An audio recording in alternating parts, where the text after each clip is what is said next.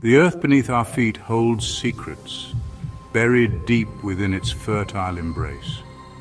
We often think of gardens as places of peace, of tranquility, where life blooms and flourishes.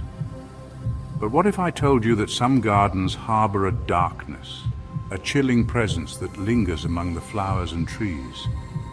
Tonight we delve into the unsettling world of haunted gardens, where the beauty above conceals a sinister history below. These are places where the veil between our world and the next wears thin, where the rustling leaves whisper tales of sorrow and the scent of roses carries the chill of the grave. Join me, if you dare, as we explore 3 sinister gardens, haunted landscapes where the spirits grow. These are the stories of the sinister gardens, haunted landscapes where the spirits grow. Our journey into the heart of haunted gardens begins in a place called Willow Creek, a small, forgotten town with a tragic past.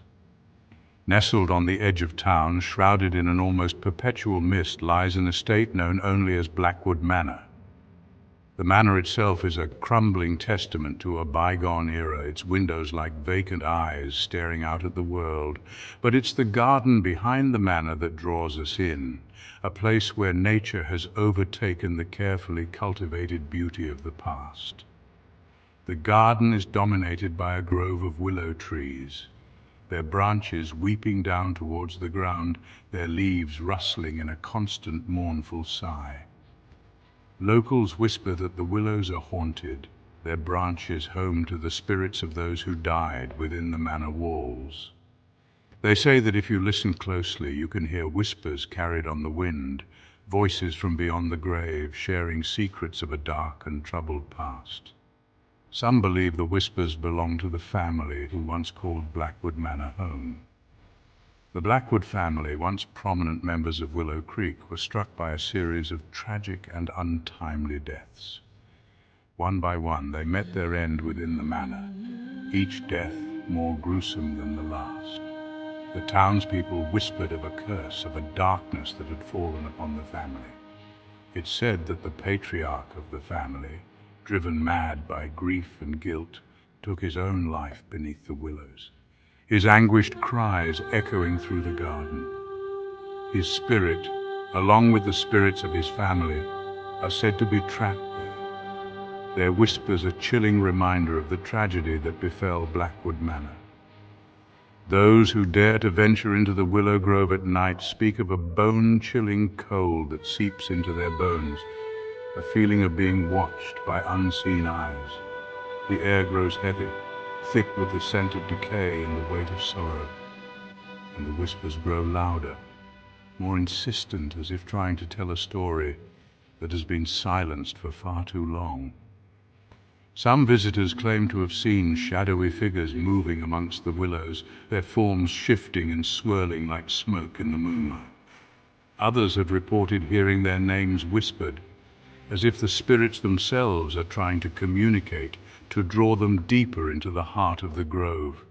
The whispering willows of Blackwood Manor remain a chilling reminder that some gardens are not meant for the living. They are places where the dead linger, their stories etched into the very fabric of the earth, carried on the wind in mournful whispers. Our next journey takes us to the sprawling grounds of an abandoned Victorian estate known as Thornhill Manor. Hidden away behind the crumbling facade of the manor lies a rose garden, once a vibrant tapestry of color and fragrance, now reclaimed by nature and shrouded in an unsettling silence. But this is no ordinary garden. This is the Phantom Rose Garden, a place where beauty and death intertwine in a macabre dance. The roses themselves are a peculiar sight. They bloom in unnatural shades of black and blood red, their petals velvety soft to the touch, yet carrying a faint chill, as if touched by frost. Their fragrance is intoxicating, a heady blend of sweetness and decay, drawing visitors deeper into the heart of the garden.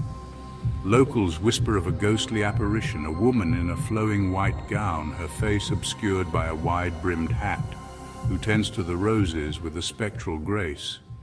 They say she is the spirit of Eleanor Thornhill, the former mistress of the manor who poured her heart and soul into her beloved rose garden. Eleanor's life was tragically cut short, her untimely demise shrouded in mystery. Some say she died of a broken heart, pining for her lost love. Others whisper of a darker fate, of foul play and betrayal within the manor walls.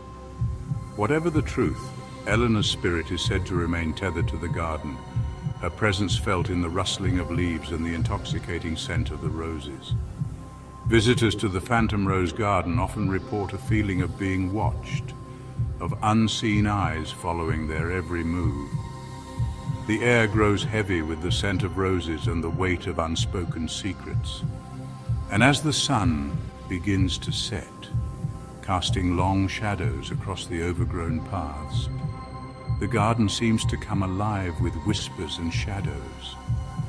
Some claim to have seen Eleanor's ghostly form gliding amongst the roses, her white gown billowing around her like mist.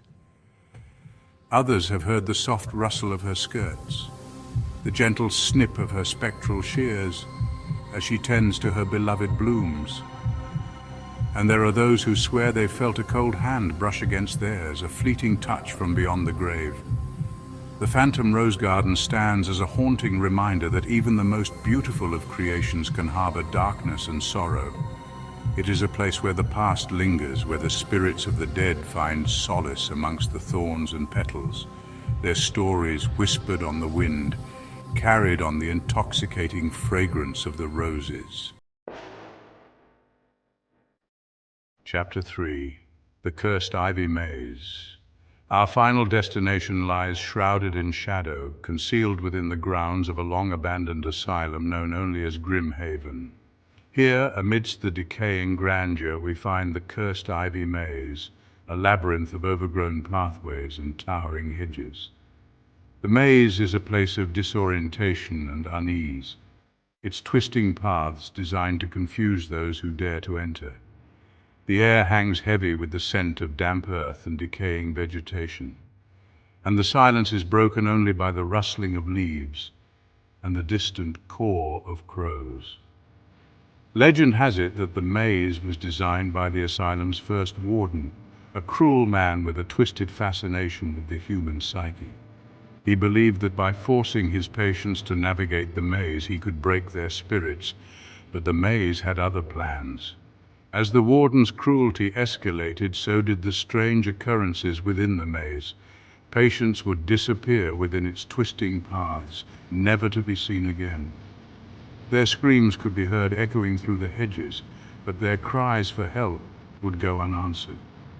The warden himself eventually met a gruesome end within the maze, his body discovered amidst the overgrown pathways. Some say he was driven mad by the spirits of those he had tormented. The asylum was abandoned soon after the warden's death, left to decay and crumble into ruin, but the maze remained, a sinister reminder of the darkness that once thrived within Grimhaven's walls. Those who dare to enter the Cursed Ivy Maze often speak of a feeling of being watched. The air grows cold and damp, the scent of decay overwhelming, and the maze itself seems to shift and change, leading visitors further from safety. There are whispers of shadowy figures lurking within the hedges, of disembodied voices calling out from the darkness. And the legend persists that those who enter the maze with fear in their hearts are destined to become lost forever. The Cursed Ivy Maze stands as a chilling testament to the power of fear and the enduring darkness that can linger in the most unexpected of places. It is a place where the line between sanity and madness blurs, where the spirits of the tormented find solace in the shadows, their whispers carried on the wind, a warning to those who dare to enter their domain. From the whispering willows of Blackwood Manor to the phantom roses of Thornhill and the cursed ivy maze of Grimhaven, we've explored gardens where beauty and terror intertwine, where the spirits of the dead linger amongst the living. These haunted landscapes remind us that even in the most serene settings, darkness can take root and flourish. What chilling tales do your local gardens hold? Have you ever felt a cold spot amidst the roses, or heard a whisper on the wind that sent shivers down your spine? Share your own scary garden stories in the comments below if you dare. But our exploration of the supernatural is far from over. The world is full of haunted places, shadowy corners where the veil between our world and the next wears thin. Join me next time as we delve even deeper into the darkness, uncovering more tales of terror and the unexplained. Until then, sleep tight and be careful not to let the rustling leaves outside your window whisper you any nightmares.